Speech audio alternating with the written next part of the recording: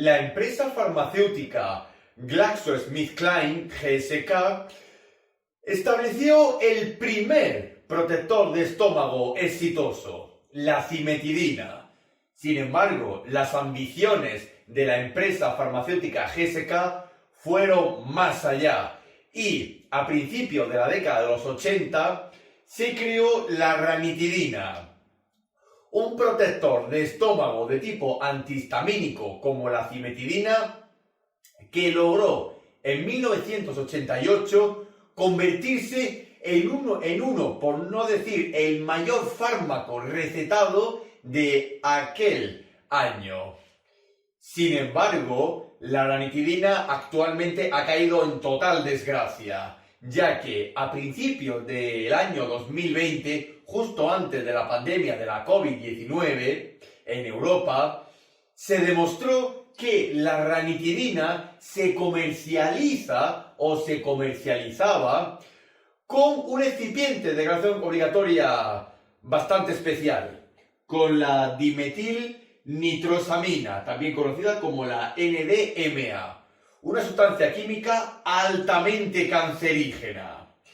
Aunque fuera en pequeñas cantidades, por no decir casi ínfimas, la ranitidina se ha restringido su uso y se ha prohibido su comercialización, salvo en ciertas ocasiones donde la ranitidina supera con creces la utilización terapéutica para pacientes críticos del ámbito gastrointestinal. Pero aún así es importante recordar que hasta nueva orden la ranitidina no debe de utilizarse.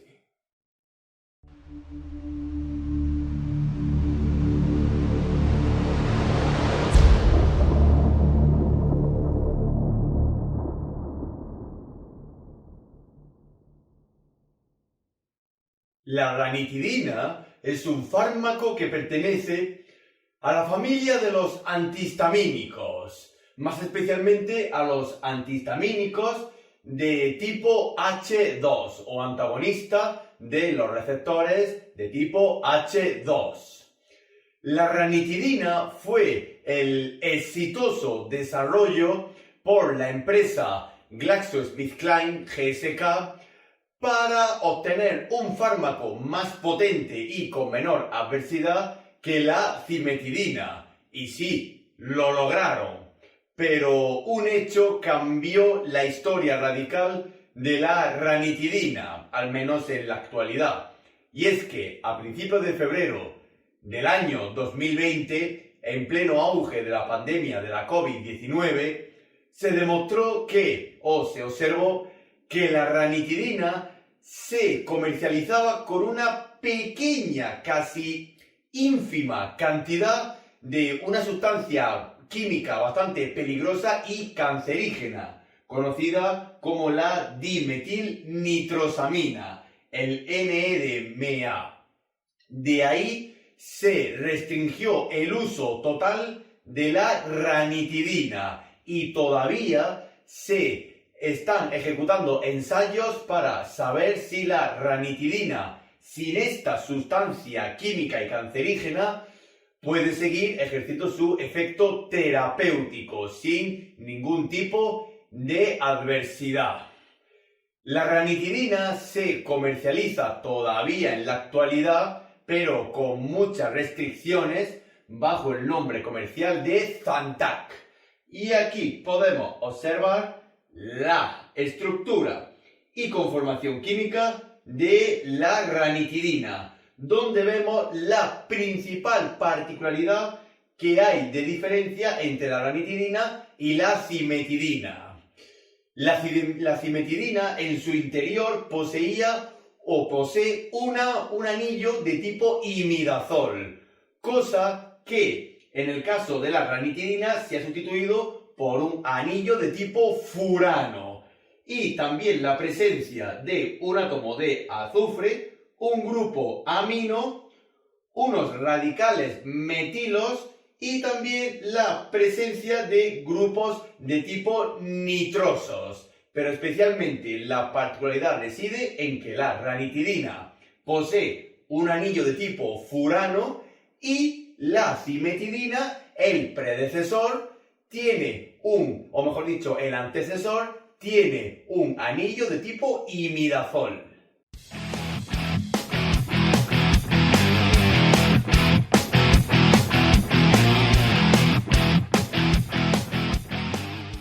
Siguiendo la estética de los antihistamínicos de tipo H2, la ranitidina, al igual que la cimetidina, se utiliza de forma muy restrictiva para el tratamiento y profilaxis de las hemorragias gastrointestinales, la prevención y tratamiento de la úlcera gastrointestinales y también para la esofagitis y los reflujos gastroesofágicos. Así como también como tratamiento coadyuvante en la erradicación de la enfermedad producida por el Helicobacter pylori y también para los síndromes de Zollinger-Ellison.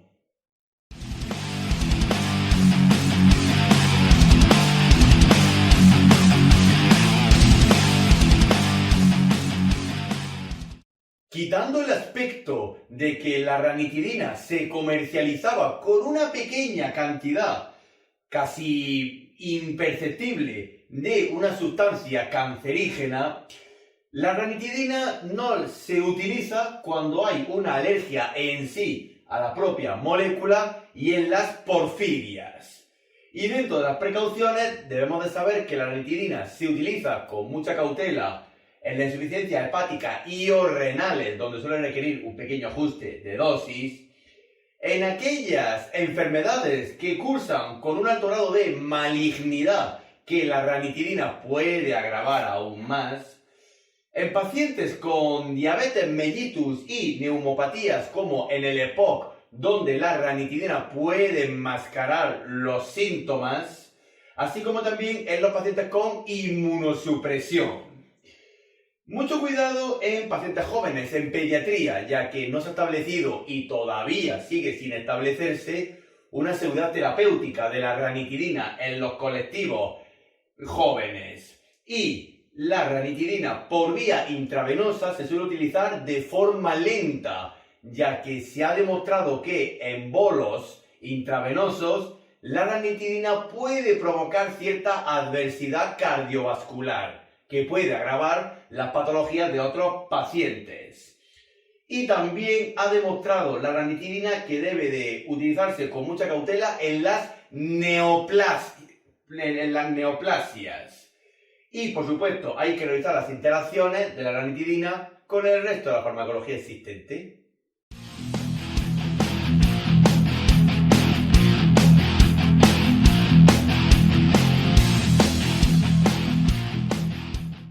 El mecanismo de acción de la ranitidina es absolutamente idéntico que el de su familia, es decir, los antihistamínicos de tipo H2. La ranitidina es un inhibidor de los receptores antihistamínicos, es decir, mediadores de la histamina de tipo H2, que se encuentran principalmente en el estómago en las células parietales. ¿Qué se conlleva con la inhibición competitiva de los receptores H2 de la ranitidina en contra de la histamina? Que se disminuye la secreción ácida a la vez que se evita la segregación de la pepsina. Es decir, la ranitidina hace de mediador inhibitorio competitivo de la histamina por los receptores de tipo H2 gástricos.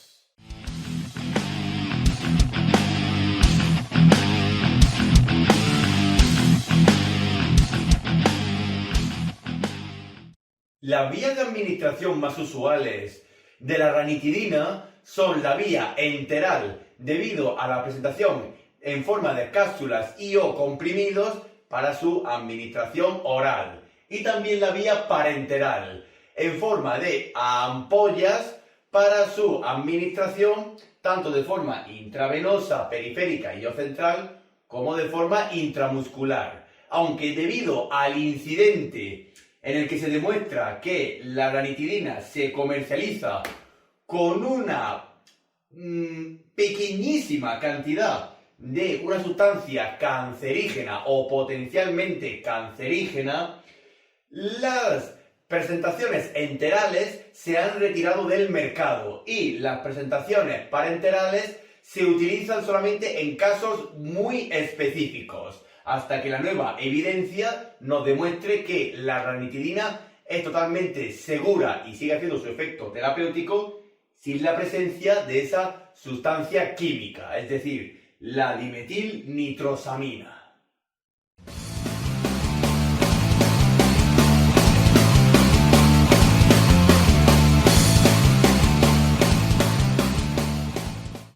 La posología más habitual de la ranitidina, que ahora mismo está en desuso, por no decir restringida hasta nueva orden, es: si utilizamos la ranitidina de forma oral, para las úlceras gastrointestinales podíamos utilizar dosis de 150 miligramos cada 12 horas o una dosis única diaria de 300 miligramos. Para el síndrome de Zollinger-Ellison utilizábamos dosis de 150 a 300 miligramos de ranitidina cada 6 u 8 horas aproximadamente, dando un máximo de 4 a 6 gramos diarios. Para el tratamiento de la esofagitis de forma oral con la ranitidina se utilizaban las mismas dosis que en las úlceras gastrointestinales, y para la profilaxis de las hemorragias gastrointestinales se utilizaban 150 miligramos cada 12 horas, pero todas estas dosis pueden cambiar según las nuevas directrices que se deriven de los estudios que se están realizando actualmente con la ranitidina. Y si la utilizamos por vía parenteral, la dosis recomendada es de 50 miligramos cada 8 horas y repetir si fuera necesario. Y en pediatría las dosis están valoradas según el peso, por lo cual se requiere la revisión bibliográfica, pero usualmente suele estar entre los 4 a 6 miligramos por kilogramo totales y fraccionando la dosis de la ranitidina.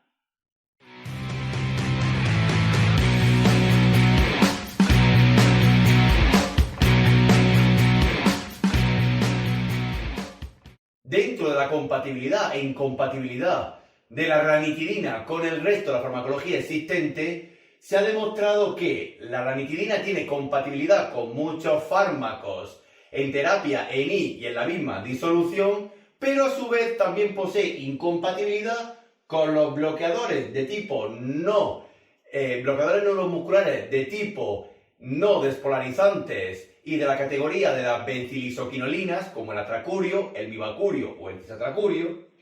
con la anfotericina, tanto B liposomal como no liposomal, y con los antibióticos de la categoría de las cefalosporinas, independientemente de cuál sea la generación. Y dentro de las interacciones, la ranitidina tiene potenciación de los efectos terapéuticos y de la adversidad si se mezcla con benzodiazepinas y con algunos anticoagulantes orales, y a su vez tiene antagonismo con los antiácidos, los cuales disminuyen la absorción de la ranitidina.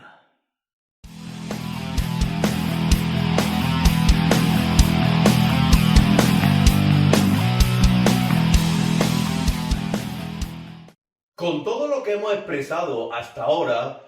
podríamos decir, y no estaríamos mal encaminados, en que el principal efecto adverso de la ranitidina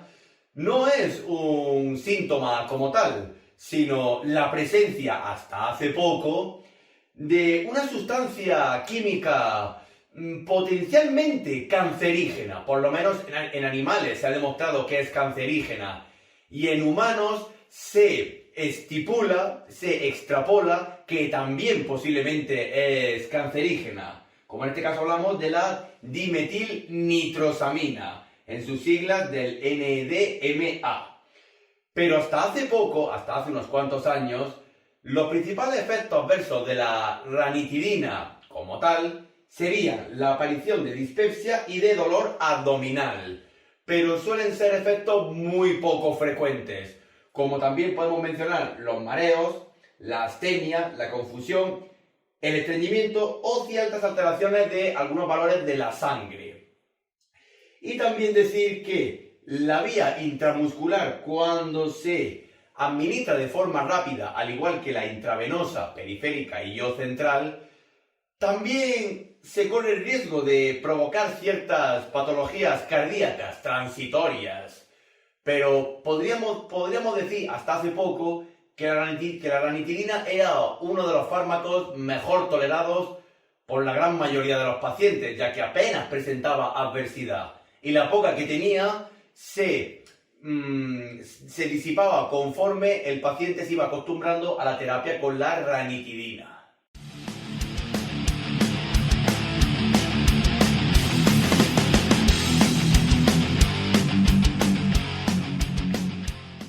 Por último, nos queda decir que la ranitidina, tanto en el embarazo como en la lactancia, tiene categoría C, es decir, solo se puede administrar si el beneficio supera al riesgo tanto en la gestante como durante la lactancia. Aunque evidentemente tras saber la situación actual de la ranitidina con la presencia de la dimetilnitrosamina, en ninguna de ambas situaciones se puede utilizar, por supuesto. Y también se ha demostrado que en los ámbitos de dialización y técnicas continuas de reemplazo renal es una sustancia dializable y suele requerir un pequeño ajuste de dosis, especialmente en pacientes con un alto grado de nefropatía y o hepatopatía. Por ejemplo, espaciando el tiempo de terapia. Decir que la ranitidina históricamente supuso un éxito para la empresa GSK, ya que consiguió mejorar de forma muy significativa al primer antihistamínico de tipo H2, la cimetidina. Pero décadas después, toda esa fama, todo ese éxito se destruyó, se cayó en la desgracia cuando se demostró, hasta hace poco, hace unos 4 años, al principio de la pandemia de la COVID-19, que la ranitidina se comercializaba con una pequeña cantidad, mínima cantidad, apenas perceptible, de una sustancia potencialmente cancerígena, la dimetilnitrosamina, la cual en animales sí ha demostrado ser potencialmente cancerígena. Por lo cual, la ranitidina se ha restringido su uso totalmente, salvo en ciertas ocasiones sanitarias, en pacientes críticos especialmente, y solamente se utilizará hasta nueva orden. Y todavía en la actualidad hay ensayos que siguen demostrando que la ranitidina es un fármaco seguro y que no tiene ningún rastro o traza de la dimetilnitrosamina.